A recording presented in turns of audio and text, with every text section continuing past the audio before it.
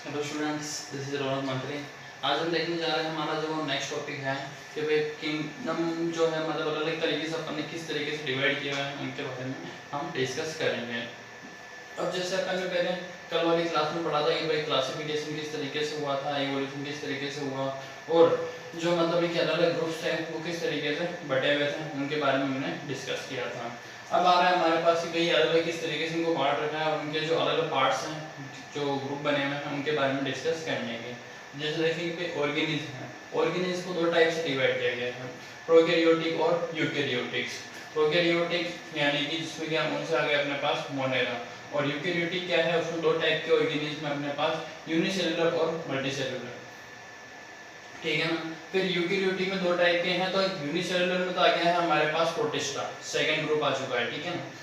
फिर बाद में अपने पास मल्टीसेलुलर क्या है, वो भी दो टाइप के होते हैं। मल्टीसेलुलर में दो टाइप है, वो कौन कौन से हैं? एक तो विद सेल वॉल और एक विदाउट सेल वॉल। एक तो होते हैं जिनमें सेल वॉल पाई जाती है, जैसे कि अपन जानते हैं प्लांट्स जिनमें सेल वॉल्स पाई जाती हैं, और दूसरा आते हैं एनिमेलिया जिनमें सेल वॉल्स नहीं पाई जाती हैं। तो विदाउट सेल वॉल्स वाले थर्ड ग्रुप आ जाता है एनिमेलिया। ठीक। फिर उसके बाद क्या होता है, विद सेल वॉल में भी दो कंडीशन है, एक तो जो फोटोसिंथेसिस प्रोसेस परफॉर्म करते हैं और दूसरा जो फोटोसिंथेसिस प्रोसेस परफॉर्म नहीं करते हैं। ठीक है ना। तो जो फोटोसिंथेसिस प्रोसेस परफॉर्म नहीं करते हैं वो होते हैं फंगी, और जो फोटोसिंथेसिस प्रोसेस परफॉर्म करते हैं वो होते हैं प्लांटे। ठीक है ना।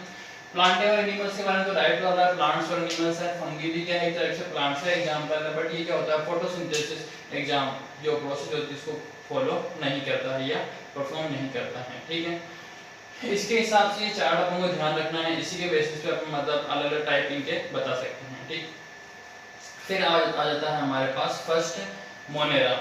हाँ, तो मोनेरा में क्या चीज है, किस तरीके से इसमें अलग अलग टाइप के जो ऑर्गेनिज्म उनको रखा गया है उसके बारे में हम डिस्कस करते हैं। तो आगे हमारे पास इसका first point, these organism do not have defined nucleus and organelles. यानी कि इनमें ना तो कोई एक फिक्स प्रकार का न्यूक्लियस पाया जाता है, ना ही कोई ऑर्गेनेल्स पाया जाता है जो मतलब पर्टिकुलर फंक्शन को परफॉर्म कर सके। ठीक है। They show diversity based on many other characteristics. Some of them have cell walls and some do not have. अब इनको जो मतलब डाइवर्सिटी दिखानी है, अलग अलग इनकी जो संख्याएं हैं उनको बताना है, उसको बताने का हम दूसरी विशेषताओं के आधार पर करते हैं, न्यूक्लियस और इनके जो ऑर्गेनल्स होते हैं उनके आधार पर नहीं करते हैं। इनमें क्या होता है, कुछ में सेल वॉल्स पाई जाती है और कुछ में सेल वॉल्स नहीं पाई जा सकती हैं। ठीक है ना। उसके बाद आता है the mode of nutrition in this group can be synthesising their own food autotrophic और गेटिंग इन फ्रॉम एनवायरनमेंट हेटेरोट्रोपिक। यानी कि ये जो अपना खाना बनाने की जो प्रोसेस होती है या खाना लेने की प्रोसेस उसको क्या करते हैं, ऑटोट्रोपिक तरीके से भी ले सकते हैं और हेटेरोट्रोपिक तरीके से भी ले सकते हैं। ऑटोट्रोपिक का मतलब या तो खुद अपना खाना खुद बना लें या फिर अपना खाना जो है एनवायरनमेंट से हेटेरोट्रोपिक नेचर के थ्रू ले ले, या फिर जो हेटेरोट्रोपिक मोड होता है न्यूट्रिशन लेने का, खाना लेने का, उससे ले ले। ऑटोट्रोपिक यानी जैसे पेड़ पौधे अपना जो फूड होता है खुद बनाकर लेते हैं। हेटेरोट्रोपिक यानी कि जो पेड़ पौधों पे डिपेंडेंट रह करके अपना खाना उनसे लेते हैं। ठीक है ना। तो ये तो बात होगी हमारी कि भाई हेटेरोट्रोप और ऑटोट्रोप किस तरीके से होते हैं और किस तरीके से मोनेरा उनसे फूड्स अपने लेता है। फिर आ रहा है अपने पास कि भाई दिस ग्रुप इंक्लूड बैक्टीरिया। इसके एग्जांपल इसमें कौन कौन से मतलब एक वो ऑर्गेनिज्म आते हैं उनकी बात, एक तो bacteria, blue green algae, cyanobacteria and mycoplasma. ये कुछ ऐसे ऑर्गेनिज्म हैं जो मोनेरा के ग्रुप के अंदर रखे गए हैं और उनका एग्जांपल अपन ने यहाँ पे बता रखा है। इनके डायग्राम्स को आप एक बार देख लें।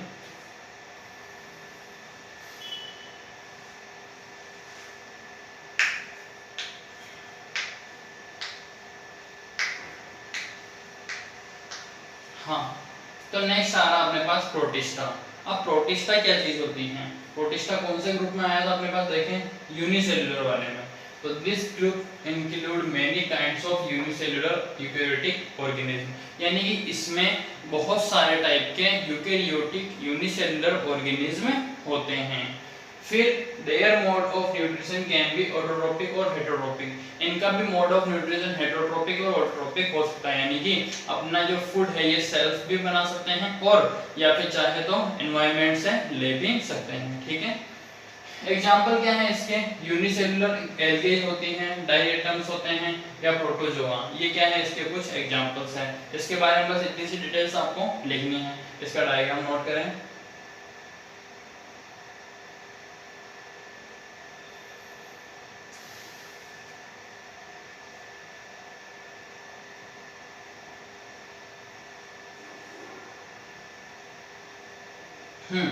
फिर नेक्स्ट आता है अपने पास फंगी। फंगी जैसा आप लोगों ने नाम सुना होगा, ये अपने पहले छोटी क्लासों में आ चुका है। फंगी क्या होती है, जैसे मान लो कि भाई कहीं पे भी कोई चीज खराब हो जाती है, जैसे अपन जो खाने वाली होती हैं उसके ऊपर जो मतलब वाइट कलर के निशान हो जाते हैं यानी खराब होने के बाद, वो होती है फंगी। जैसे आप लोगों ने देखा हो ब्रेड, ब्रेड के ऊपर क्या होता है, जैसे कि मान लो थोड़ा ज्यादा टाइम तक अगर उसको अपन खुला रखते हैं तो उसके ऊपर क्या होता है, वाइट कलर के निशान बनने लग जाते हैं। तो जो उसको अपन बोलते हैं एक्चुअल में फफूंद टाइप, जो क्या होता है वो जो स्ट्रक्चर बना हुआ आता है वही क्या होती है फंगी। अब ये क्या होते हैं भाई fungi, these are heterotrophic eukaryotic organism. ये कैसे होते हैं, हेटरोट्रोपिक यूकेरियोटिक ऑर्गेनिज्म होते हैं, यानी कि अपना जो फूड है ये प्लांट्स पे डिपेंडेंट रह करके लेते हैं, प्लांट से प्राप्त करते हैं। दे यूज डिकोय, दे यहाँ पे आएगा use decaying organic material as food and therefore called saprophytes। अब ये क्या कर रहे हैं, जो मरे हुए जीव जंतु होते हैं उनसे अपना खाना ले रहे हैं, इस वजह से इनको क्या बोला जा सकता है, सैप्रोफाइट्स भी बोला जा सकता है। अब सैप्रोफाइट क्या होता है कि भाई जो क्या करते हैं मतलब मरे हुए जीव जंतु होते हैं उनसे अपना खाना लेते हैं। जैसे डिकम्पोजर्स को आपने देखा है, वो क्या करते हैं, जो मरे हुए जीव जंतु होते हैं उनको डिकम्पोज करके अपना फूड लेते हैं। इसी तरीके से सैप्रोफाइट भी क्या करते हैं, उनसे ही अपना खाना प्राप्त करते हैं यानी न्यूट्रिशन लेते हैं। Many of them have capacity to become multicellular। इनमें बहुत सारी ऐसी कैपेसिटी भी होती है जो मल्टीसेलुलर भी बन सकते हैं, लेकिन वो क्या होती है, कुछ फिक्स कंडीशंस होती हैं, उन कंडीशंस में ही ऐसा होता है, हमेशा ऐसा नहीं होता है। Examples are yeast and mushroom. इसके एग्जांपल क्या हो गए हमारे पास, yeast and mushroom. Some fungal species live in permanent mutually dependent relationship with blue-green algae। कुछ फंगल स्पीसीज तो क्या होते हैं, कुछ फंगी की जो प्रजातियां होती हैं वो एल्गे के साथ मतलब क्या होती है, इंटरकनेक्टेड होती है, उनके साथ रिलेशनशिप बना करके रहती है, मतलब उस पर डिपेंडेंट रहती हैं। अगर फंग जो एल्गे हैं वो फैलेगी और तो ये भी क्या होगी, फैलेगी। Such relationship are called symbiotic. इस रिलेशन को क्या बोलते हैं, सिम्बियोटिक। और these can be these symbiotic life forms are called lichens। इस तरीके की जो सिम्बियोटिक लाइफ फॉर्म होती है उसको अपन क्या बोल सकते हैं, लाइकेंस भी बोल सकते हैं। तो सिम्बियोटिक क्या हो गया, लाइक जो ब्लू ग्रीन एल्गे है फंगी के साथ में जाकर के जो मतलब दोनों साथ में रिलेशनशिप बना करके ग्रो कर रहे हैं, तो वो क्या हो जाती है, सिम्बियोटिक की प्रोसेस हो जाती है। तो इस तरीके से क्या होते हैं, ये आपस में मतलब साथ में भी रह सकते हैं। इसके जो डायग्राम्स हैं उनको एक बार आप देख लें।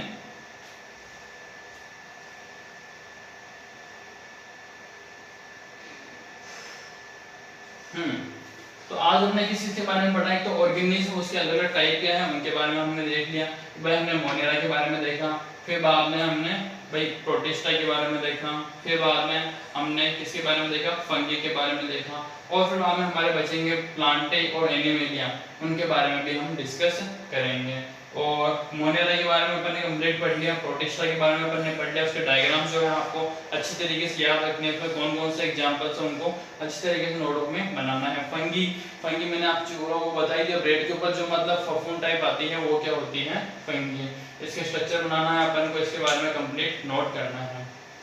तो ये तो अपने आज के टॉपिक, बाकी के जो दो टॉपिक बच रहे हैं वो अपन नेक्स्ट क्लास में करेंगे।